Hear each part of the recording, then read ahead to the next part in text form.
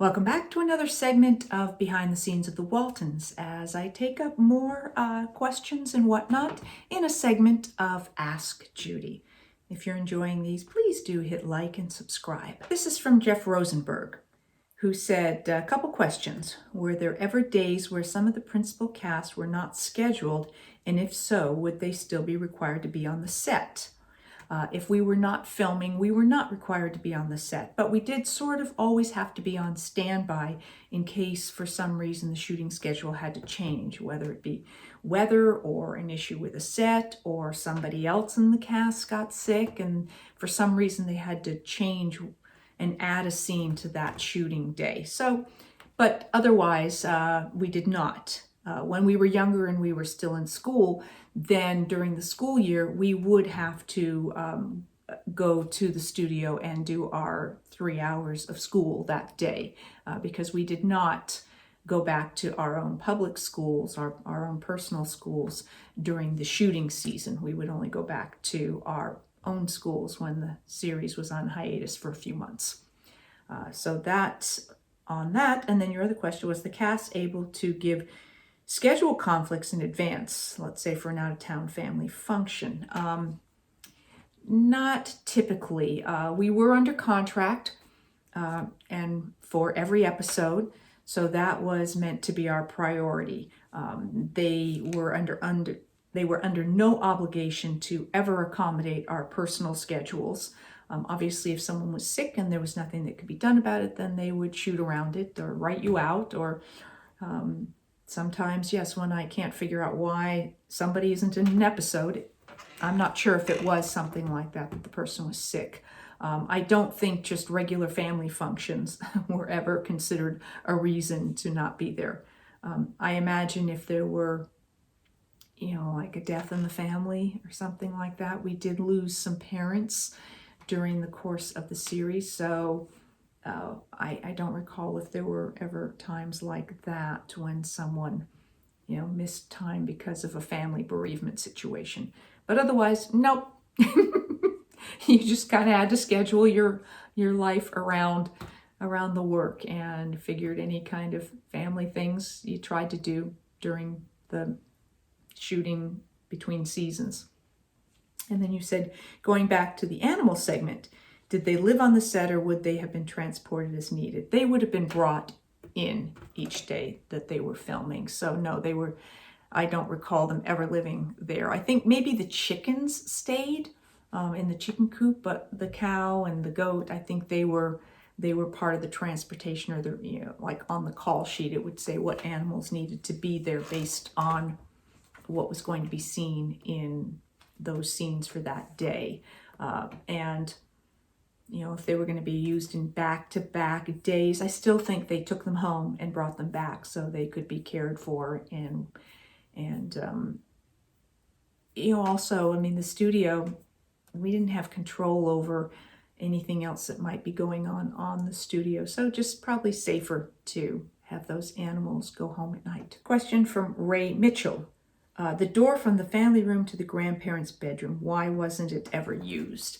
I think that primarily had to do with being able to see into that space, because it really wasn't set up.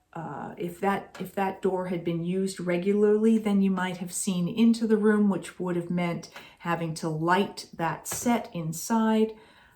We just got into the habit of using that entrance up off of the landing, which seems interesting when after Grandma had her stroke, you'd think it would have been way easier to go in and out through the other door, but I don't know that we really saw her going up and down the stairs particularly.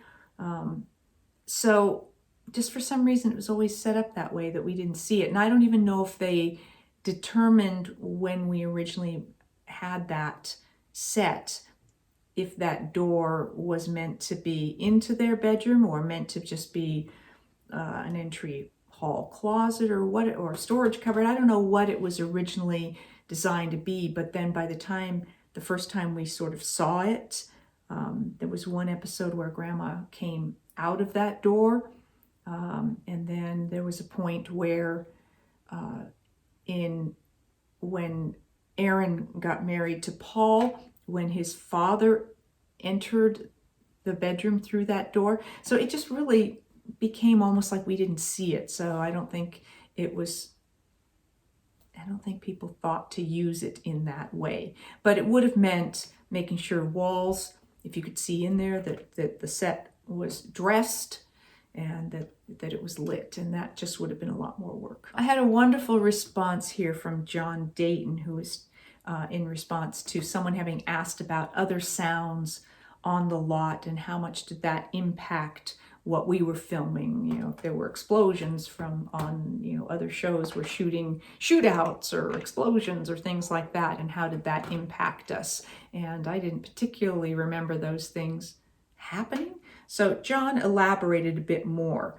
He said, a few of my memories about the backlot sound, always a challenge. Of course, there were the planes. Yes, I've talked about that. In those days, there were no noise regulations, no limit to noise levels from those darn airplanes' engines. Burbank Airport was just 2 miles away, and most of the time those jets would take off to the south, putting them directly overhead. When shooting a scene, it was imperative to pay attention to our on-set sound mixer, Bill Flannery, while filming a scene. When aircraft could be heard approaching, we'd always look to Bill for a thumbs up, which meant keep going, or a no nod of his head, which meant to cut. I have a deep respect for Bill. He's in heaven now with the sound of angels. I've commented on paying off the neighbor behind the house with the noisy lawnmower, which magically came to life when we began shooting.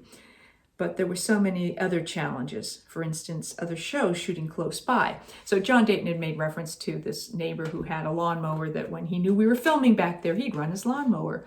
And so John was tasked, obviously, with handling the noise issues. So he had obviously paid off this neighbor, given him a few bucks to be quiet with the lawnmower. So now he'd learned that if he heard filming, that he could make a few bucks. So I don't know about that, but hey, okay. It's just unfortunate that he felt he wanted to have that opportunity to make money off of it. I don't know that he couldn't have easily mowed his lawn at another time. Okay, then he said there were so many other challenges, for instance, other shows shooting close by. I recall one crazy day when Policewoman was on Western Street.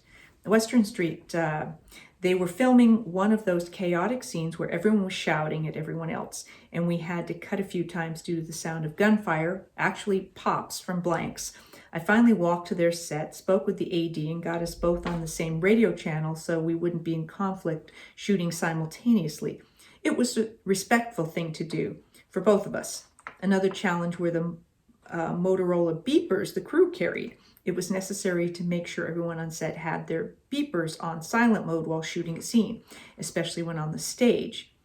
Then we had the turkey issue during the short time they were used instead of with the chickens. Yes, we did have turkeys very briefly.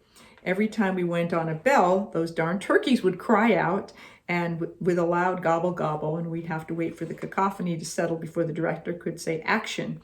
And of course, there was the peacock of David's, Jim Bob's, who along with his peacock stand-in would shriek at the most inappropriate time.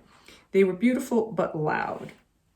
And then he said a quick note on wardrobe. The few times he appeared on camera, he wore John Boy's clothes because Richard and he were the same size. Always great to have John's extra input. Thank you, John, for sharing some of those other things that I wasn't as aware of. That's what I have for you for this segment of Ask Judy. I will be back with more behind the scenes of the Waltons and more of your questions. Do pop them in the comments below.